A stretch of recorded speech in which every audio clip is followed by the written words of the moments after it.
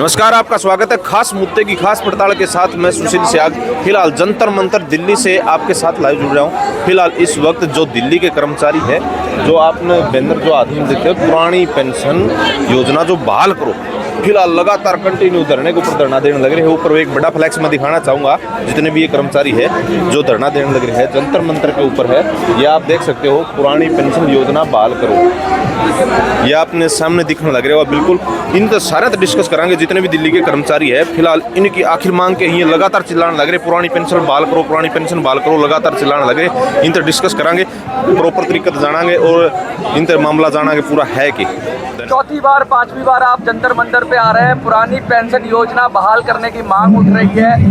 कहां तक आपका संघर्ष पहुंचा और क्या उम्मीद है आगे? देखिए, उम्मीद बिल्कुल हमारी सकारात्मक है और हमें तो ये उम्मीद है कि इसी माह में ये डिक्लेरेशन हो जाए, ये हमारी उम्मीद है। बाकी हमारा संघर्ष जो है वो श्रृंखलाबद्ध स्टार्ट है। पिछले विगत 5 माह से हमारी हर माह यहाँ से ऐलान होता है। हमने पहले संकल्प लिया, फिर संकनाद किया, पहले टोकरियों में रख के सबको पत्र बांटे और आज हमारा जो है वो सद्बुद्धि धरना है। सद्बुद्धि जी, तो सद्बुद्धि किसके लिए हम कह रहे हैं आप? सद्बुद्धि हमारी पेंशन बहाल करने वालों के लिए, तो सरकार के नुमाइंदों के लिए, माननीय प्रधानमंत्री जी के लिए, माननीय वित्त मंत्री जी के लिए। 7 से ज़्यादा राज्यों में या 7 राज्यों में लगभग पुरानी पेंशन को बहाल कर दिया गया है। वो भी कोई सकारात्मक संकेत है क्या? आहट 27 राज्यों में है। उस 7 राज्यों की जो आहट है वो 27 राज्यों में है और उसी के हिसाब से, सूत्रों के हवाले से, लोगों के कहने से, कुछ अधिकारियों की बातों से, कुछ मंत्रालयों की बातों से मैं ये कह रहा हूँ कि हो सकता है इसी माह के अंत तक कुछ ना कुछ इसमें घोषणाएं हों। तो अगर ये हो जाता है तो अच्छा है, लेकिन 2024 के चुनाव के मद्देनजर क्या सरकार कोई वादा करके लॉलीपॉप तो नहीं थमा देगी? देखिए, हम सब शिक्षित वर्ग के लोग हैं, हम लोक सेवक हैं और लोक सेवक ही देश को चलाते हैं। जो सरकारें आती जाती रहती हैं, जो चयनित लोग होते हैं, जो इलेक्टेड लोग होते हैं, वे आते जाते रहते हैं। हम सिलेक्टेड हैं, हमें ये मालूम है कि लॉलीपॉप क्या है और असली आइसक्रीम क्या है। उसको हम देख के खाएंगे, ऐसे नहीं खाएंगे। यानी कोई आपको भ्रमित नहीं कर सकता ये कहने वाले? नहीं, इस बीच में कोई समझौता नहीं है हमारा। पुरानी पेंशन बहाल करने से नीचे कोई बात नहीं है। सरकार ये भी संकेत दे रही है कि नई पेंशन में कुछ बदलाव कर दिए जाएंगे। नई पेंशन स्कीम में क्या एक्सेप्टेड? अगर बदलाव मंशा तो सीधी एक ही है।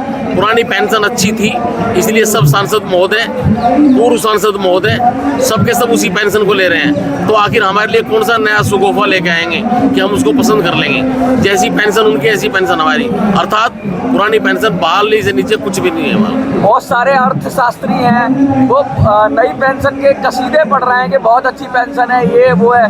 कुछ एग्जाम्पल देके बताएंगे आप कितना मिल जाता है? अभी हमने जो आर्थिक कमेटी में है, माननीय रक्षा मंत्री राजनाथ सिंह जी, हमने उनको डिटेल पत्र दिया है, जिसमें हमने पूरे साल के एक कर्मचारी की, एक अधिकारी की वेतन की कैलकुलेशन करके उनको बताया गया है कि नई पेंशन में, आपने अभी कैलकुलेट अच्छे से नहीं किया, 1 करोड़ 42 लाख रुपए का सरकार को घाटा है नई पेंशन में। हमें पुरानी पेंशन बहाल कर दो, आप घाटे में ना रहें। ऐसे आंकड़े डिटेल से हमने सरकार को दे दिए हैं। कुछ लोग तो ये भी कह रहे हैं कि जो MPs MLA जो पेंशन लेते हैं, वो पुरानी पेंशन की जो तरीके से लेते हैं, तो कह रहे हैं हमारी नई वाली आप रख लो और पुरानी वाली कर्मचारियों को दे दो। तो इस तरह की कोई मांग है क्या आपकी? नहीं, हम तो हमारी तो ऐसी पुरानी थी, वो हमारी कोई खैरात नहीं थी। जो पुरानी पेंशन है वो एक बुढ़ापे का सम्मान है, वो सम्मान राशि है, जैसी मिलती आई है। ना हम उसमें बढ़ोतरी चाहते हैं और ना ही कोई उसमें कटौती चाहते हैं। हमारी जैसी पेंशन मिलती थी, हमें वैसी दी जाए। आगे क्या रुख रहेगा आपके आंदोलन का? आगे रुख ये है कि अभी तो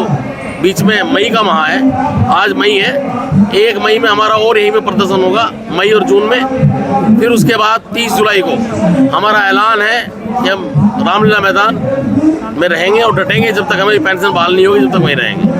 सर, कर्नाटका चुनाव चल रहे हैं, तो आपके कुछ लोग वहाँ पर भी, क्योंकि अभी देखा जा रहा पूरे देश में, जैसे आपने अभी बताया, पूरे देश में घबराहट है इस आंदोलन को लेकर, तो कर्नाटका चुनाव में भी कुछ लोग आपके सरकार के नुमाइंदों से मिले हैं क्या? वहाँ पे बात, हमारी IPSEP की राज्य कमेटी जो कर्नाटका की है, वो लगातार वहाँ अपना विरोध जता रही है और वहाँ की सरकार के संपर्क में है, सरकार से बात भी कर रही है। और आपको वैसे बताऊं मैं कि सरकार को आज बात करने और बात बताने का हमारा कोई वो नहीं, सरकार समझ चुकी है। जिन में अब 5 राज्यों में चुनाव होने हैं, उनके जो संभावित मुख्यमंत्री हैं वे भी अंदर से बुगाड़ करके कहते हैं सरकार से कि ये पेंशन बहाल कर दो, नहीं तो हिमाचल जैसा हाल ना हो जाए।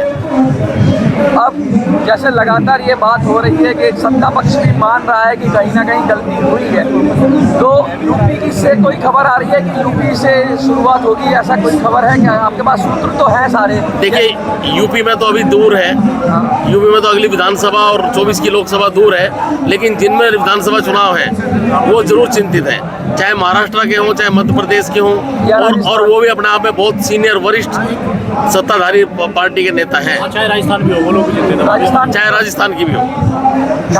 अभी सारी चीजें सूत्रों के मुताबिक ही चल रही हैं, जैसे सर ने बताया कि सूत्रों से पता लगा है कि हो सकता है। अगर सूत्र कई बार इस सरकार में देखा जा रहा है सूत्र फेल भी हो जाते हैं, तो अगर सूत्र फेल होते हैं फिर अगला कदम आप लोगों का क्या होगा? हमारा कदम तो यही है, जो हम आंदोलन कर सकते हैं वो आंदोलन करेंगे और जोड़ रहे हैं हम संगठनों को, बहुत सारे संगठन हमारे साथ जुड़े हुए हैं और देशव्यापी आंदोलन करेंगे।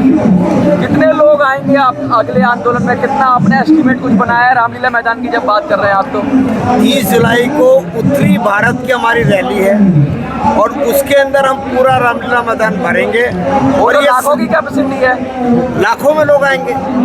लोग आने के लिए तैयार हैं।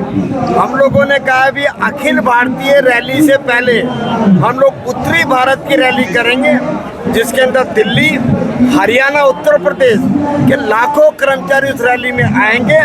और आज ये सद्बुद्धि धरना रखा है कि सरकार समय से उसको सद्बुद्धि आ जाए, ऐसा ना हो कि वो अपनी दुर्गति करके फिर सद्बुद्धि पे आए। तो अपनी दुर्गति से बचने के लिए सरकार को सद्बुद्धि धरना दिया है। दूसरा, हमने तमाम बुद्धिजीवी को एक बात कही है कि सरकार जो बोल रही है कि पुरानी पेंशन देने पर जनता के जो वेलफेयर का पैसा खर्च हो रहा है, ये झूठ बोल रही है। हमने बताया कि अगर कोई ग्रुप डी का कर्मचारी 18,000 के वेतनमान से शुरू होता है, 33 साल में वो 46,200 पर रिटायर करेगा। हम लोग मानते हैं कि 5% डीए हर साल मिलेगा, 14% सरकार कंट्रीब्यूशन देगी, इस पर 9% इंटरेस्ट लगेगा। ये 33 साल में 1.5 करोड़ रुपया होता है। और इसके ऊपर जो पेंशन बनेगी वो 67,000 आज से 33 साल बाद। और सरकार को 1.5 करोड़ पर 13 लाख रुपए से ज़्यादा इंटरेस्ट मिलेगा। 8 लाख रुपए पेंशन में देंगे, 5 लाख रुपया सरकार का प्रत्येक वर्ष इंटरेस्ट में बचेगा। और जो मूलधन है 1.5 करोड़ रुपया, वो सरकार का सीधे सीधे बचेगा। हमने सरकार को, माननीय प्रधानमंत्री को चैलेंज किया है कि देश का जो भी मैदान उनको बड़ा लगता हो, उसमें हम लोग खुली डिबेट के लिए तैयार हैं। प्रधानमंत्री के हर एक घंटे पर हमें 5 मिनट चाहिए। अगर प्रधानमंत्री और उनकी फौज 5 घंटे बोलेगी तो 25 मिनट हमें दे दीजिएगा, हम उस 25 मिनट में बार्गेन के लिए तैयार हैं। अगर कहते हैं 25 मिनट ज़्यादा है तो हम 15 मिनट में भी अपनी बात कह देंगे। इसलिए सरकार तय करे। पुरानी पेंशन बहाल करो, बहाल करो, पुरानी पेंशन, पुरानी पेंशन, इंकलाब, इंकलाब, जो पुरानी पेंशन की बात करेगा वही देश पर राज करेगा, पुरानी पेंशन लागू करेगा, वही देश पर राज करेगा, पुरानी पेंशन लागू करेगा, वही देश पर राज करेगा। लेकर रहेंगे, लेकर रहेंगे, पुरानी पेंशन लेकर रहेंगे, लेकर रहेंगे, लेकर रहेंगे, पुरानी पेंशन लेकर रहेंगे। पुरानी पेंशन, पुरानी पेंशन, होश में आओ, होश में आओ। मोदी सरकार होश में आओ। ये जो फिलहाल दिल्ली के अंदर जंतर मंतर पर जो धरना दे रखे हैं, जो पुराने कर्मचारी है, जो पुरानी पेंशन योजना बहाल करो, फिलहाल आप जो देखने लग रहे थे, आपने सारी बात सुनवाई है। पुरानी पेंशन का जो मामला है, जो बहाल करने के लिए सरकार को बार बार ये धरना दे के चेताने की कोशिश करने लग रही है, इनसे हमने सारी डिस्कस करी है। आपने पूरी वीडियो देखी होगी। अपने विचार, अपने जो राय है, अपनी प्रतिक्रिया है, वो कमेंट में जरूर दें। मिलते हैं किसी नई वीडियो में, नई अपडेट में से होगी। कैमरामैन के साथ मैं सुशील सियाग, धन्यवाद।